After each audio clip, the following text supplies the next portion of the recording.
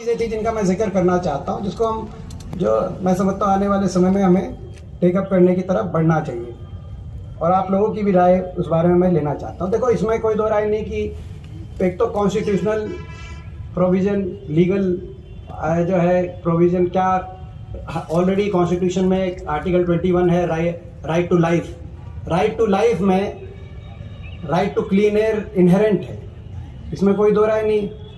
लेकिन उसको किस तरीके से एक्सप्लिसिटली हम एक्ट के अंदर ऐसा दें कि जो हमारे सिविल सोसाइटी बड़ी एक्टिव है देश में, वो कहीं अगर कोई इंडस्ट्री ज़्यादा पोल्यूशन कर रही है तो पोल्यूशन कंट्रोल बोर्ड से कार्रवाई की इंतजार, या पोल्यूशन कंट्रोल बोर्ड उस पर कितना क्या पीनल एक्शन लेता है, फाइन देता है, क्या नहीं करता, उसके साथ साथ कुछ ना कुछ सीधा वो कोर्ट में जाके किस तरीके से बाध्यता लाए, तो उस तरफ भी मैं समझता हूँ कि इसको टीथ हमें देने के लिए कहीं ना कहीं एक्ट में बना। अभी दो एक्ट हैं, एक तो एयर एक्ट है हमारा जो 1981 का, 87 में उसको जो है 1987 में उसको अमेंडमेंट भी की गई, जिसके तहत ये सारे पोल्यूशन कंट्रोल बोर्ड वगैरह सेटअप हुए सारे, और एनजीटी, उसके बाद एनजीटी सब ओवरवेलमिंग आ गया जिसमें सारी चीज़ें। लेकिन उसके साथ साथ मैं समझता हूँ कि इसको हमें और ज़्यादा टीथ देने की आवश्यकता है। दूसरी बात, जो एक मैं आज भी जो नेशनल क्लीन एयर प्रोग्राम लेके आई सरकार, उन्होंने उसकी जो है लक्ष्य तो रख दिए, मॉनिटरिंग का प्रोविजन उसमें कर दिया, अवेयरनेस की बात करी, अभी डीसी साहब ने भी अवेयरनेस की बहुत करी कि अवेयरनेस बढ़ाएं। उन्होंने इंटरनेशनल कोऑपरेशन तक की भी बातें हैं, एनजीटी के बहुत अच्छे उसमें गाइडलाइंस आई, जिसमें पब्लिक ट्रांसपोर्ट की तरफ कैसे बढ़ें, कैसे ई व्हीकल्स की तरफ बढ़ें अपना, और काफ़ी मैं उसके विषय पे नहीं जाना है। तो मगर एक चीज़ जो मैं समझता हूँ उसमें कहीं ना कहीं कमी है, वो है कि फंड। हम देखते हैं कि दिवाली के आसपास जब पॉल्यूशन पीक पे पहुंचता है तो आपस में बात हो रही होती है कि भाई जो है दिल्ली के मुख्यमंत्री कह रहे होते हैं कि भाई पहले, अब तो सरकार दोनों पंजाब में भी उनकी आ गई, लेकिन पहले कहते पंजाब के मुख्यमंत्री समय नहीं दे रहे। मैंने जो इससे 1 साल पुरानी बात बता रहा हूँ, जब कैप्टन साहब थे पंजाब, और हरियाणा के मुख्यमंत्री से मिलने का टाइम नहीं मिल रहा, बैठ के कैसे बात करेंगे। अब मैं उदाहरण देना चाहता हूँ इसमें एनसीआर का, NCR planning board, national capital region planning board, वो एक स्टैट्यूटरी बॉडी बना रखी है भारत सरकार ने, जिसमें सारे चीफ मिनिस्टर बैठते हैं इस रीजन के,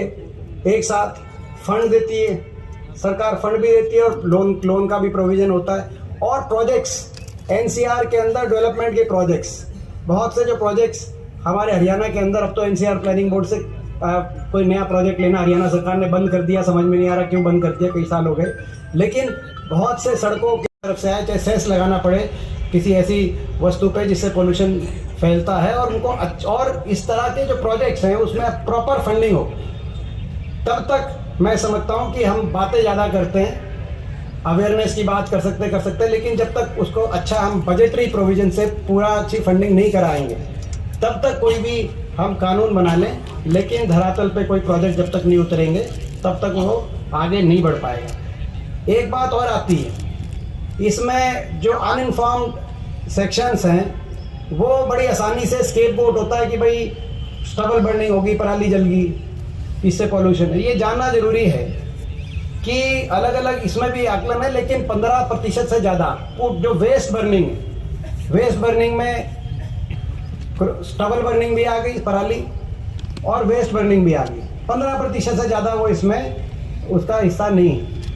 व्हीकुलर पोल्यूशन है वो भी लगभग 17-18% है। जो डस्ट है, एक बैलेंस होना चाहिए मेरा ये है, क्योंकि जो है लोगों में मैं ये बात आपके साथ, मैं सब्जेक्ट मैटर एक्सपर्ट नहीं हूँ मगर एक्सपीरियंस मैं बांट सकता हूँ, अपना अनुभव बांट सकता हूँ। तो ये मेरा ज़रूर जो है आज इस विषय पे ये मैं ज़रूर कहूँगा कि भाई सक्षम लोग जो हैं और जो लोग सक्षम नहीं हैं, जो आपके जो भी जो गाइडलाइंस आएँ, व्हीकुलर पॉल्यूशन की गाइडलाइंस आएँ, चाहे वो स्टबल बर्निंग की बातें आएँ, उनमें जहाँ जो है डंडा सख्ती करने की आवश्यकता है वहाँ वो की जाए, लेकिन जहाँ लोगों को सक्षम बनाने की आवश्यकता है, लोगों को कहीं ना कहीं जो है उस रूप में कि भाई वो चीज़ उनकी जो है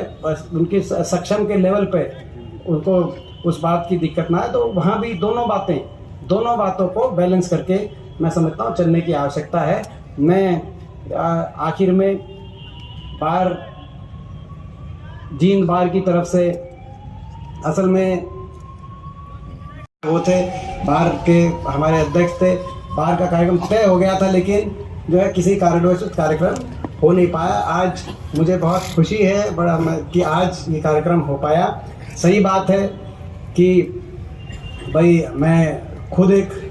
एडवोकेट के नाते उस रूप में भी, और सही एक परिचय दिया अभी, वो परिचय दिया विकास शर्मा जी ने, कहा कि भाई राज्यसभा के जो सांसद हैं, ग्रांट की बात भी आई, जो कि आप जो है हाँ जी वो सुनील सिद्धू जी ने ग्रांट की बात की कि भाई आप कुछ ना कुछ यहाँ पे हमारी इनिशिएटिव है, लाइब्रेरी बननी है।